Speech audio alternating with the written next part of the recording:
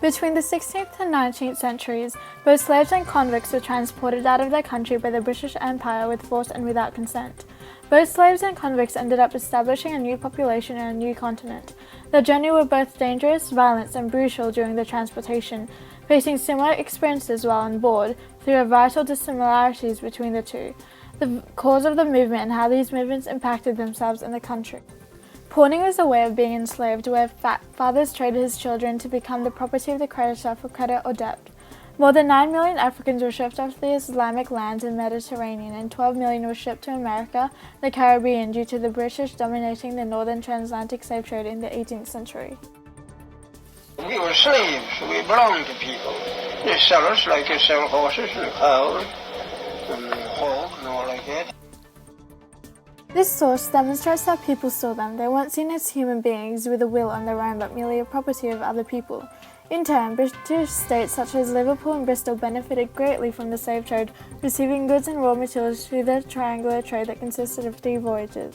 On the other hand, in 1776, when Britain lost an American colony because of the War of Independence, the Industrial Revolution became major in Britain. It brought significant changes to both the society and economy, where crime became the means of survival, which caused overly crowded prisons. Then hulks were used as an alternative short-term solution for prisoners. This source showcases 2 convict hulks illustrated in 1822. Hulks were known to be a floating dungeon in horrible conditions. An arrangement was then made on the 24th of March to make establishment in Australia. 160,000 convicts were sent between 1788 and 1868. Australia became the new penal colony due to its distance from Britain. Transportation of slaves and convicts across the Atlantic took 40 days up to 6 months, struggling with dangerous conditions and high threat of diseases. On board, they were forced below deck, shackled together in cramped, unhealthy spaces with foul air. Slaves were stripped naked, separated into 2 quarters, one being men and the other women and children, experiencing violence and sexual abuse. Convicts were allowed on deck for an hour to breathe fresh air and wash themselves, being punished by the Cat 09 when misbehaved, and slaves were punished to amuse the upper deck.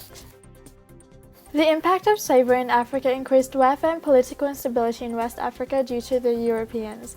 Some states grew powerful and wealthy, whereas the other states were completely destroyed, causing population to decrease.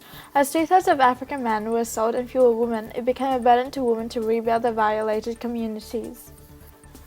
Compared to Africa, the movement of convicts to Australia mostly consisted of men, which made a male-dominated society. They were cheap labour, allowing new colonies to build infrastructure. Most stayed after their sentence, becoming very successful. In 1842, it was decided by the British government to include ex-convicts into the colonial constitution, which enabled acceptance into Australian society. To conclude, convicts were all convicted criminals who were against property of theft, etc., in comparison to Africans who were sold for the trading of goods.